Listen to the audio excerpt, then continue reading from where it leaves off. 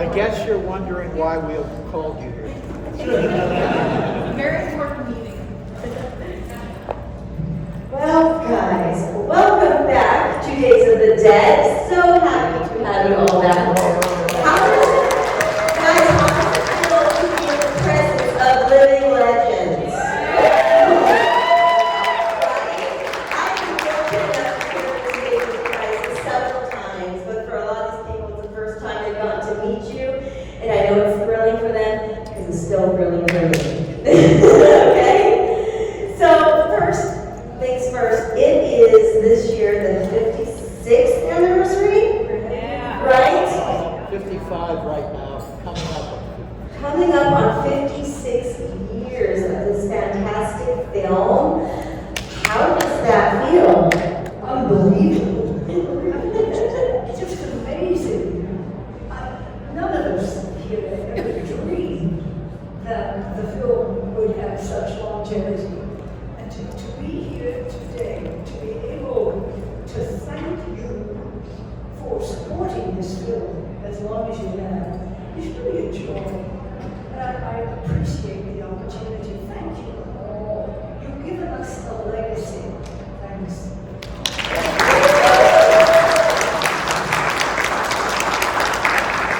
So I would like each of you to tell me, how did you become involved in this film? Did you audition? Were you asked to be a part of it? What was that like? I was actually told that I was going to be woke up one morning and my mother said, honey, you're going to flip. Well, I was 9 years old.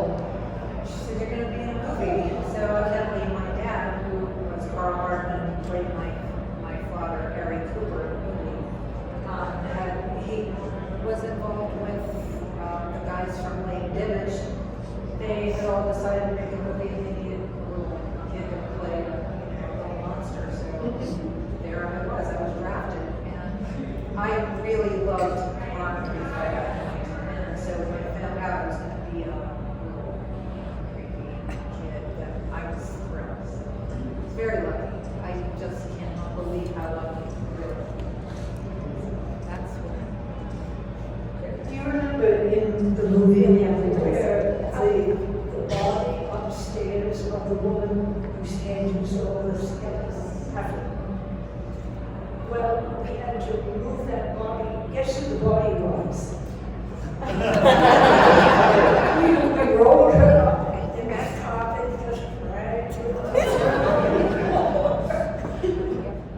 Well, George Romero and I started a small company making TV commercials and industrial films and business films in Pittsburgh in the very, very early 60s. It was probably about actually 1960.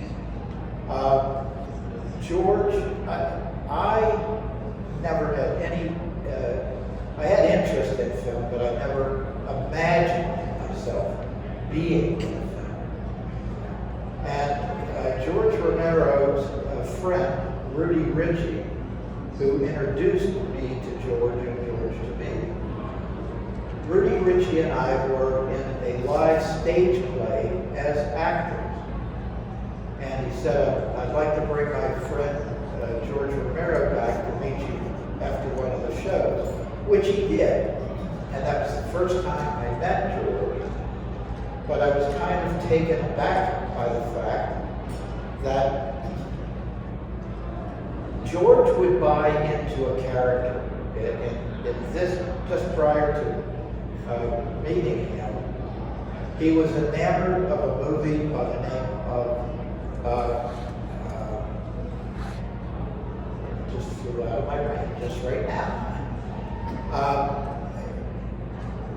It was, what's that? Last Man on Earth. No, it was not Last Man on Earth. It was Mel Ferrer playing Cyrano de Bergerac. George, in his inimitable fashion, would once he bought into a character or a film or that kind of thing, he kind of would then mimic that character. So when he showed up to our performance performance that night at the Pittsburgh Playhouse. He showed up as Cyrano de Bergerac, replete with black silk cape with red satin lining and spouting lines from Cyrano. I thought, this guy's a little bit overboard, to say the least. And it turns out that he was just an absolutely charming man. His passion was movies and films. And we became very good friends starting that night. And a few months later, he called me and asked me if I would be interested in being in a movie, in a film that he was filming called Expostulations. I thought, well, I've never done a film before, so I'll give it a try. That's how we all got started in the first place. And the commercial business that we started, surprisingly, mostly to us, was successful. It would be fair to call it avant-garde. There is nothing that was presented to us that we wouldn't try. And lo and behold, it kind of caught on. And a few years after doing that, the goal always was that we wanted to do what we called a real movie. We didn't know it was either we were dead at the time, but we knew we wanted to do something that people could go to a movie theater and watch. To us, that was a real movie. TV commercials, not so much. And during the process of putting the early days of that together, we knew that Carl Hardman and Marilyn Eastman, who had an audio production company that did primarily for audio what we were doing in film. And we paired up with them. They agreed, and we formed a company called Image 10 Incorporated. There were 10 of us original partners, and we each put up $600 a piece in 1966, 67.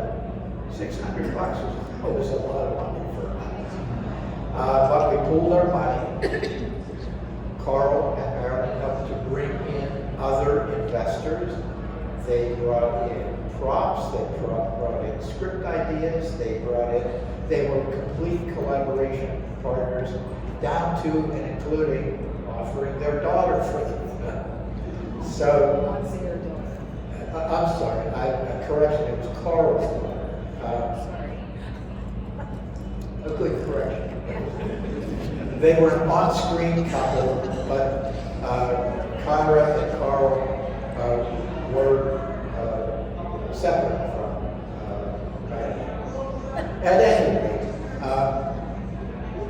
the collaboration came together, and what we're sitting here talking about now, 55, almost 56 years later, is the result of that collaboration. If anyone is interested, we had absolutely no idea that you folks, and folks like you all around the world, would support Night Roving Day to the tune that you have. That's still around 55 years later. And that, as Judith said before, we have to congratulate you for that.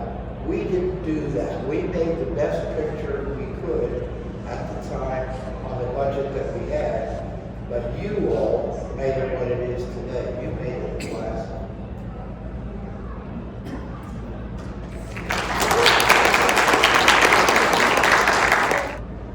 After I graduated from Art Institute in Pittsburgh, my very first job was with Carl and Marilyn at Hardman Associates.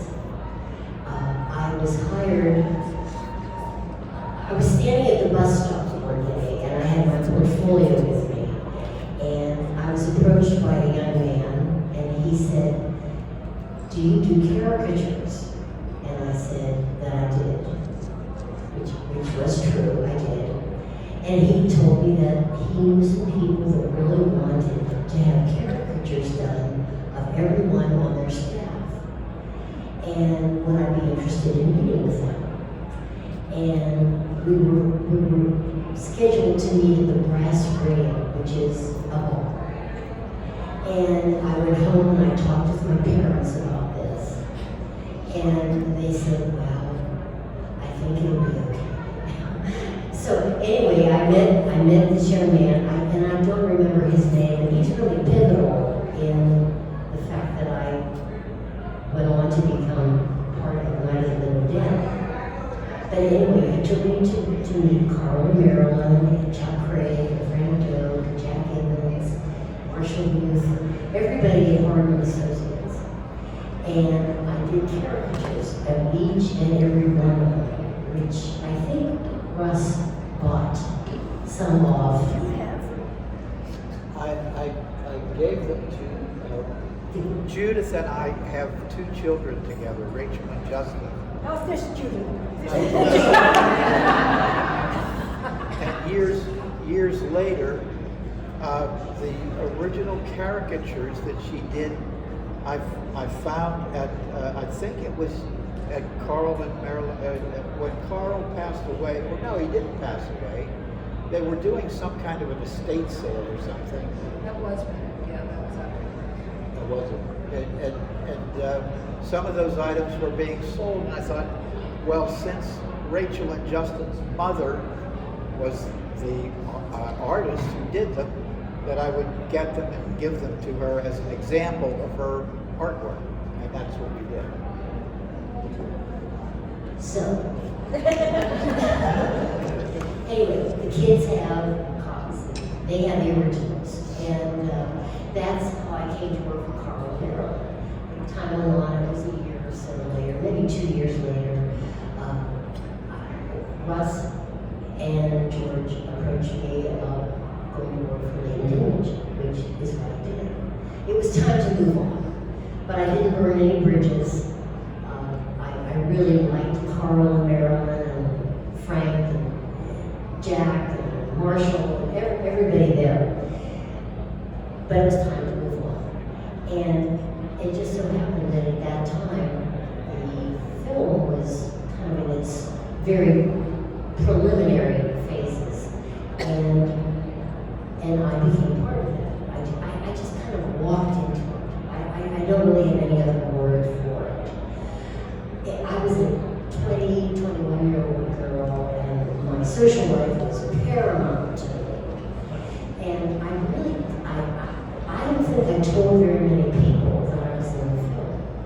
It wasn't something I was comfortable talking about, not for any reason other than just, I didn't want them to feel like I was someone special. And so I didn't really talk about it that much.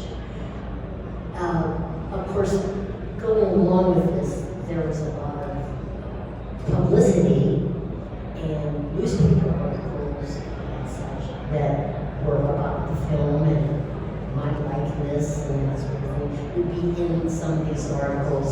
So everybody knew. We just didn't want to talk because I was just more interested in partying. Being 21 years old? Yes, absolutely. So that's how I came to be part of Night of the Living Dead. It truly fell into my lap, really. Whether I was deserving or not, I would have really been pissed off if I hadn't been chosen to be Judy in Night of the Living Dead. And Paula, how did you get involved? Well, I replaced Judy in Hartman Associates when Sheila. And I wasn't asked to be in the film, I was told to be in the film. I was an employee, and I worked all day at the recording studio, and then I have to go out and do the movie. I also was 20 years old, and thought it was the best thing that ever happened to me. I just thought it was hysterical, did not take it seriously. Spent a lot of time in the kitchen in the old farmhouse discussing whether you would know if you heard a tree fall on the forest. that's the kind of thing we're talking about.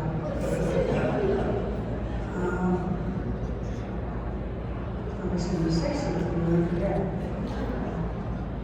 Happens to me all of the time. I can't even remember when I walked into a room most of the time. Anyhow, that's how I got into it, was I was in the home. No, Let's hear your origin story. she wanted her friends and her social life. I couldn't have cared a twit about that. Because since I was this big, I wanted to be on the stage. I wanted entertainment so badly. I practiced singing as a child. I got involved in anything I could in school. I can remember the first show I did was The Snow Queen. And I must have been about 7 or 8. The line was, "This is the Snow Queen's palace. Cold, cold. Where are they going?" I think that was about it. But that aside, I really wanted to be in entertainment. I began working at the Pittsburgh Playhouse. You've heard that mentioned, I think, before with Russ. Little did I know that Russ was at the Pittsburgh Playhouse. He was taking a course, and I happened to be taking it too, acting. So that's how we met. I never remembered until he told me. It's terrible, isn't it? But I began my career there, continued all the way through high school working. I began doing radio TV commercials, a la Hardman Associates. I did lots of wonderful radio commercials. I loved working there. Then I decided I was going to make it big in Hollywood. I took off, left Pittsburgh, went to Hollywood, and within that year, Carl called. He said, "George, Russ, Jack and I are going to be making a film. You want to go back home and audition for it?" They, remember the attitude is, who you know can make a difference. That really, well, it made the biggest difference in my life. Because I said, "Carl, I'll hop on a plane, I'll come right back." Which I did. I did audition for George. I couldn't begin to tell you how that audition went, what I did, but I did audition.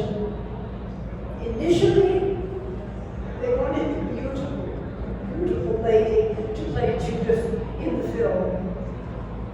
Instead, he decided, well, maybe we should go with a character actress. Because I am more of a character. I'm not the beauty that she is. So she played the beauty, and I played, no, I didn't play the beast.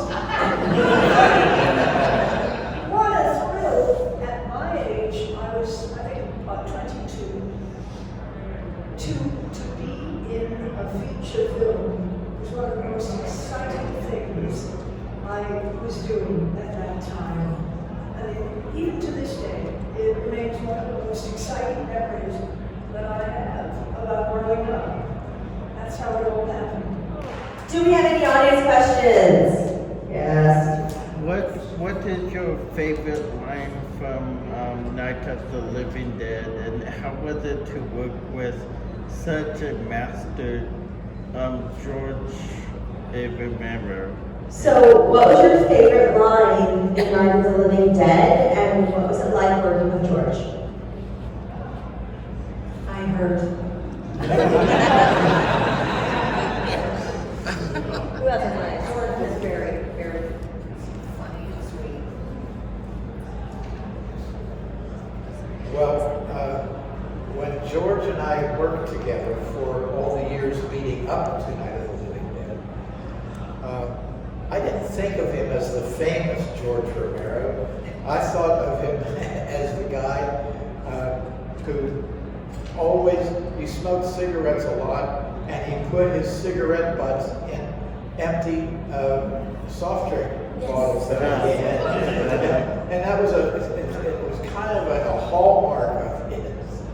And when my younger brother Gary came to work with us, one of his jobs was to empty empty the bottles out and take them back, and you got some kind of a few cent deposit if you took the bottles back. And Gary, because we were going through soft drinks like crazy, that's one of the ways that he supported himself was taking back the empty bottles. But I didn't view George as the famous George Romero, but he certainly, over the years, it became very, very obvious to me, who started off knowing nothing about film, that this guy had something special. His personality, his wit, his imagination, his creativity, all led us to having a pretty successful business career before Night of the Living Dead. The advertising community in Pittsburgh, and every once in a while a job would come in from another city or something like that, as our reputation grew. And we worked very, very well as a team. George was not very much of a business mind. He was more of a creative, the creative side of the business, which kind of then left me up to take care of the business side of the business. And fortunately, our personalities matched up, and they were complementary for one another. So he became the famous George Romero, and I became the business Russ Streiner. And then Johnny. What's your favorite line? Yes. Oh, my favorite line. Think about that. I think it might be, yeah, they're dead. They're all messed up. that was actually George Costanza's ad-lib line. You all thought I was going to say, that coming to get you, boy.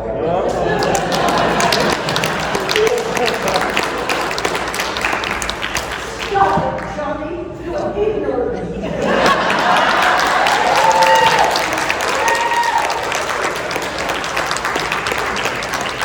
So that's your favorite line? And most likely with George. Oh, working with George was wonderful. He gave us such creative freedom. Well, we were all so young, and we were naive, we were new doing this, but he would tell us, this is what I'd like to accomplish in the scene. Here is the physical movement I like, but these are the ideas. If we did not have dialogue, and oftentimes we didn't, he would give us the freedom to be. Oh gosh, I tried so hard. I wanted so to be believable. He gave us the freedom to do that. He was also a funny man.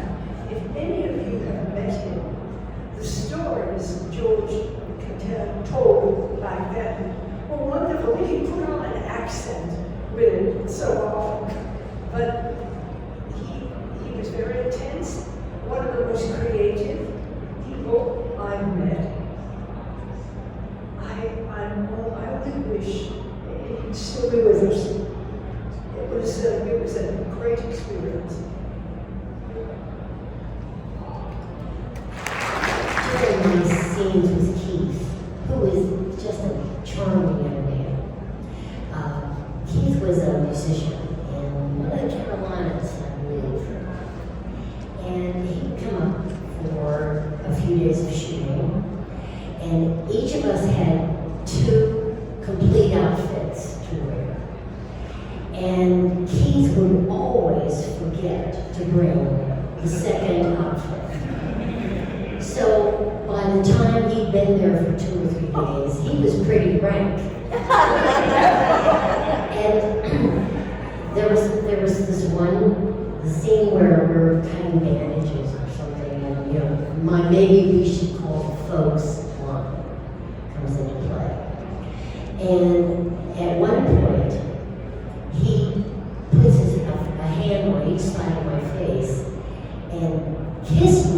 and said something like, "Darling," and it was really hilarious, really, because there's these two teenagers and he just went over the top.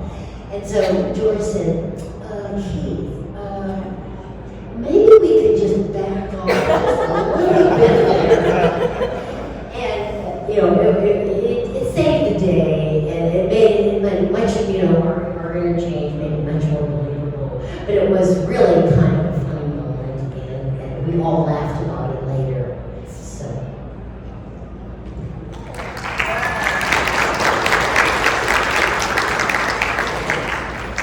My line was, this just came in. I was a secretary on the TV screen when they were doing the newscast. And that was the only one I had, and they cut it. So that was my favorite line.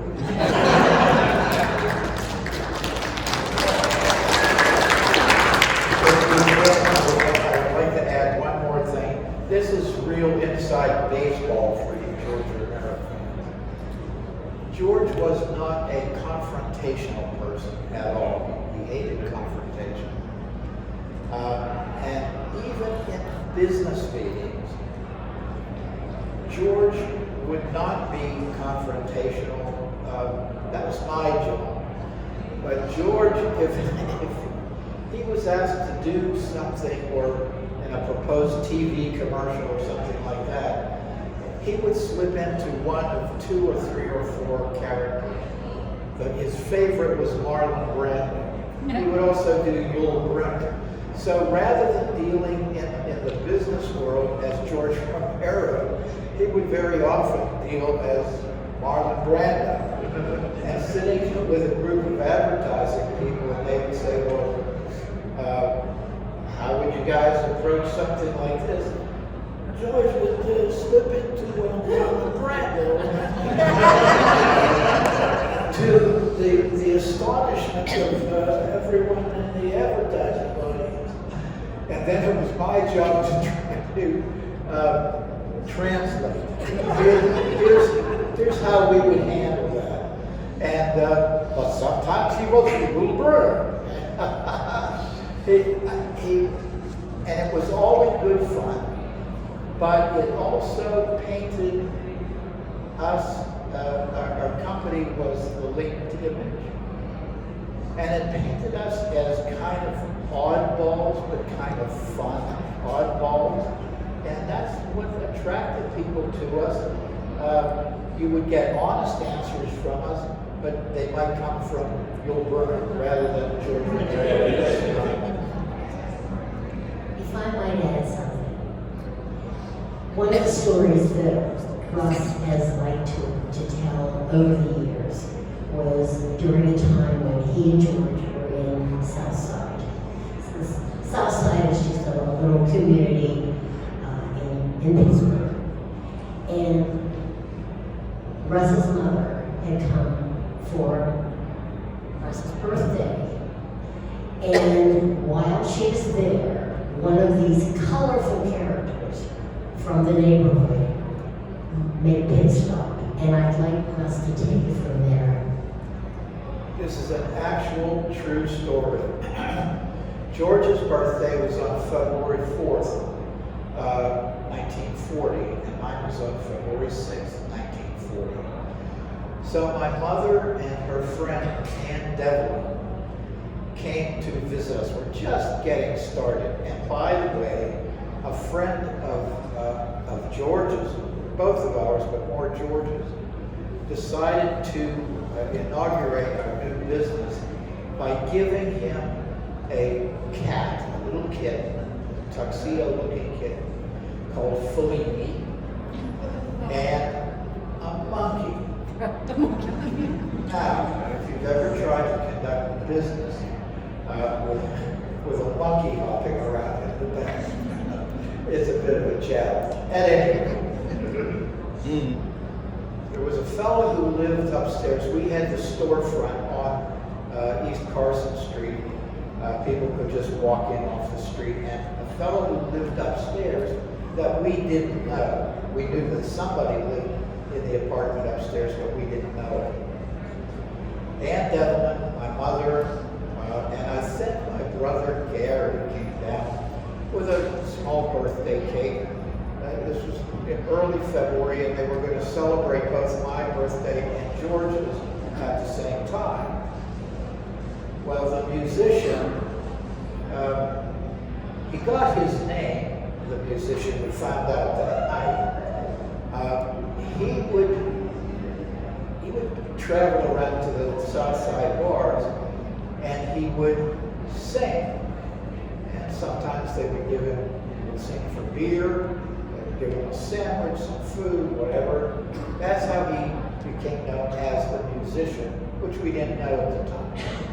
It was cold weather. He had a hunting jacket and a red and black hat on his head, like a hunting cap. And they're in there singing Happy Birthday, and who pops in but the musician to help finish singing Happy Birthday. First time he met him. And he's loaded. So he finishes singing Happy Birthday, and we're all wondering, what's this guy's story? And he tells us about singing in bars and this and that and the other thing. And then he goes into a bit of a reminiscence about how tough the soldiers had it in the Second World War. And there was no doubt they did. And then he went in part of his reverie into so tough that sometimes the soldiers had to eat out of their helmets. With that, he takes his hunting cap off, and it is filled with spaghetti and sauce. He takes his hat off to the horrification of my mother and Aunt Evelyn. She's coming down again. My God, where are you? What kind of people are you living among? And so, if you can imagine someone coming in, taking their hat off, and it's filled with spaghetti with sauce. He finished, he told his story about the Second World War, put the hat back on, and went upstairs. And I don't think we ever saw him again. We weren't avoiding him. He just never came around. Absolute true story. All right. I was just asking whether the monkey the monkey was so used to strange behavior. The monkey and the cat mostly just wrestled with one another and didn't pay any attention. As long as they were getting food and water. Yeah. So when all the filming was done behind us, you know, we had the big screen. What would you say the scene scared you the most? What scene scared you the most when you saw it on the big screen?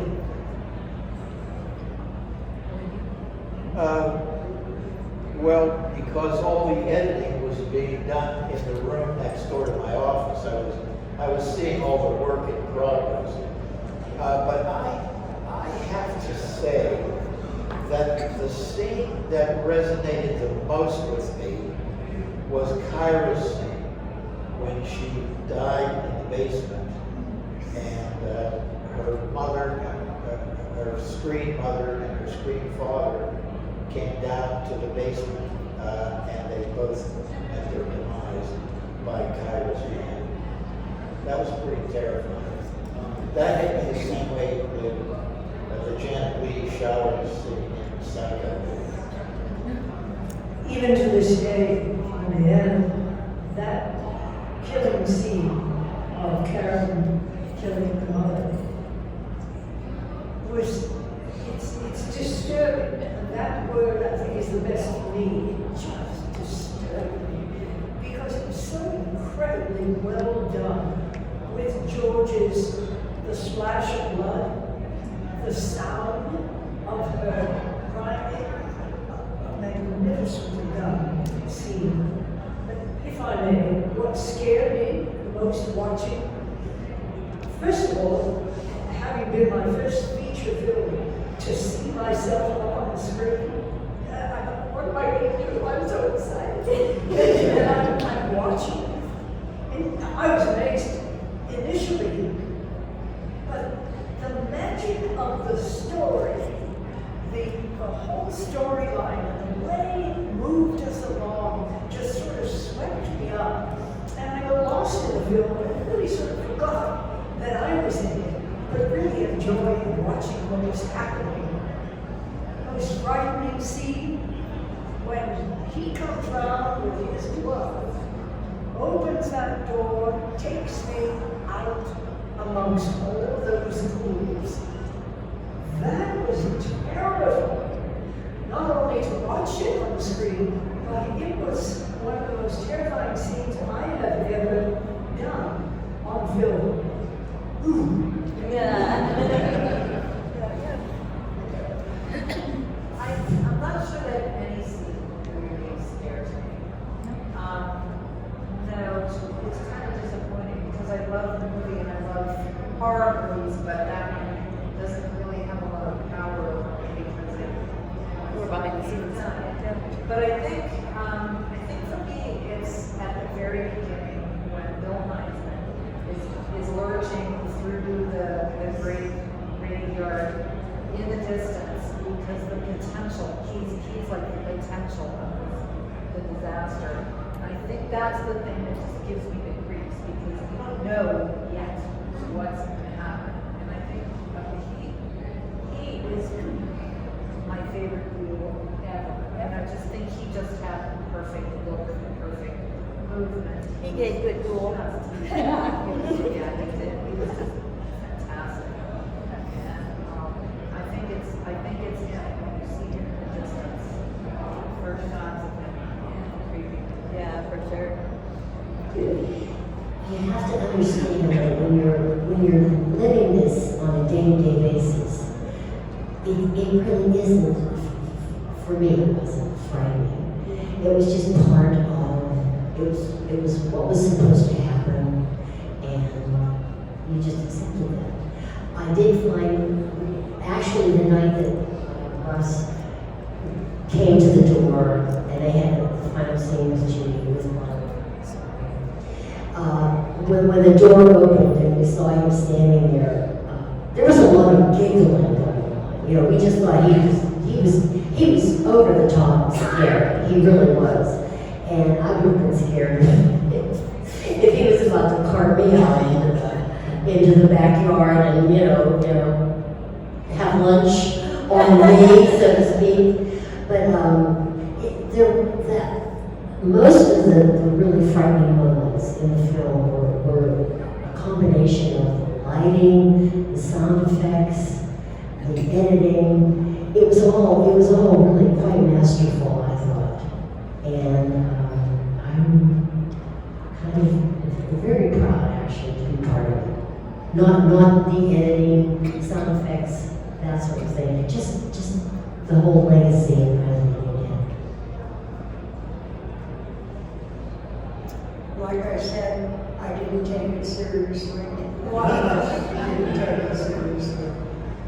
And then when I saw the picture, it brought me up short, and I thought, what have I been doing for the last couple months to create this? You know, this is not where I thought it was going to be. I didn't think it was going to be much of anything. But what do I know what to make? But the thing that scared me the most was Kyra killed my husband. That was the most frightening thing. Remember, and Russ, if you had to pick a name, last name for yourself, what would it be? Oh, that's a good question. Yeah, I think it was never mentioned in the film, of course, but what was the name on the tombstone? It wasn't clear. Oh, yeah. Oh. It was, and we tried to, believe it or not, we tried to avoid the names out of respect in the cemetery. The Blair is one that is very, very recognizable, but we did try to not show the names of the. Yeah. What was it? It's Cole, right. Cole. Yeah. So it would have been Johnny Cole. Smart mouth Johnny Cole. What last name would you really like if it's not political? I guess John Streiner's too obvious. I want to be Irish. It would have to be something like Barbara O'Donnell. There you go. So, There and yet we lived in a very Polish neighborhood. So I guess we should keep it Polish. Okay, so to wrap us up, I want to ask each of you, in honor of Dwayne, do you have any memories working or just visiting with Dwayne Jones in general? Well, speaking for myself, when we were introduced to Dwayne Jones by a mutual friend, two mutual friends actually, Betty Ellen Haughey and Richard Ritchie. Dwayne was from Pittsburgh, a suburb of Pittsburgh, and he'd gone to the University of Pittsburgh, and then he went off to New York to make his mark as an actor. We didn't know him when he lived in Pittsburgh. He came back Easter weekend of 1967 to visit his family in Pittsburgh, a suburb of Pittsburgh. And Betty Ellen and Richard Ritchie made arrangements with us. They knew George and me, and made arrangements for Dwayne to audition for this movie that we were soon to make. And originally, our friend Rudy Ritchie is supposed to play the character of Ben. But on that weekend, Easter weekend, 1967, when Dwayne did his interpretation of Ben, it was unanimous hands down that day that Dwayne had to be our Ben. He was more sensitive to the racial issues than we were. Race had nothing to do. He was simply the best actor to audition, and he got the part. It was up for black man. Red, yellow, whatever. He was just the best. Yeah. To me, that's one of the most wonderful things about our film. Nothing was made of the fact that here was a black man coming in, and here's a white woman. No one said anything about it. No one pointed out to Dwayne, he was black. It was wonderful. I truly think that was groundbreaking. And that, to me, one of my favorite parts of what George did to that film. My memories of Dwayne were mostly just observing. He was regal, he was well educated, he was the consummate in his profession, and I remember him, he was very studious, and I remember him sitting in a director's chair under a tree in the backyard in the farmhouse, reading, probably going over his lines. But he liked those quiet moments between the chaos of the takes that would be required, just to reconnect with the character of Ben. He was lovely, he was friendly, but he was a very subdued gentleman, and I just can't say enough good things about him. I was far enough down on the list that I didn't really have much contact with him. I worked all day while he was out on the film. And I didn't have much contact other than to think that he was quite a gentleman. And like you said, very quiet, very gentlemanly. I had one short scene with Dwayne, and I felt very safe with him. He just had sort of a demeanor about him that was kind seemed calm and serene, and I just felt very safe with him. I really liked him. And I think like on some level I loved him, because, which I wasn't aware of. Like I was 9, but it wasn't like a romantic, oh, I have a crush on him, like, you know, dating Judith or something. Like, but it was, there was something about him. Yeah, it was something, almost like a parental kind of thing. And so on the day of the premiere, my mother opened the door, the doorbell rang. My mother answered the door. I was 10 years old. And she came into the living room with like this box of a dozen roses, red roses. And she said, "These are for you." And I said, "What? They're for me." And there was a card, I guess, although I never saw it because she didn't show it to me.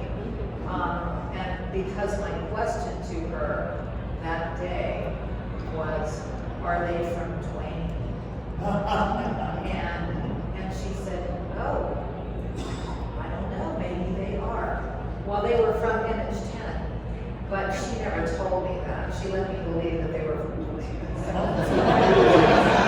still love that she did that, you know. And it wasn't until years later when I mentioned it to my dad, and he said, "Those flowers weren't from Dwayne, they were from Image 10. All of them in the production company. You know, and this is probably the same day that he told me that my favorite dog was my grandmother. Was shocked. My dad was the one who burst me. He's a straight shooter. Yes. But, yeah, so that was how I felt about Dwayne. So. All right, everyone, please give it up.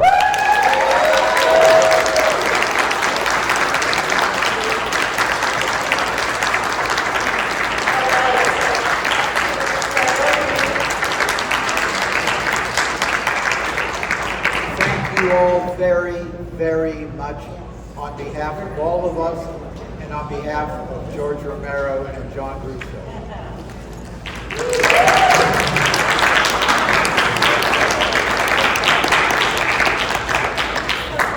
Paula close to Russ for a photo, yeah.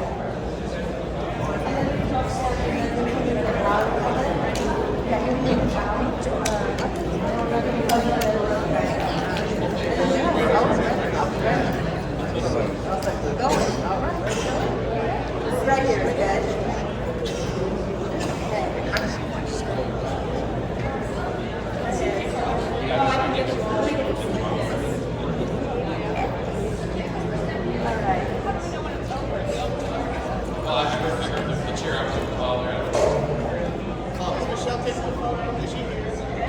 All right. Thank you so very much. Thank you all. Thanks, guys, very much. Enjoy the weekend. We're certainly enjoying meeting you.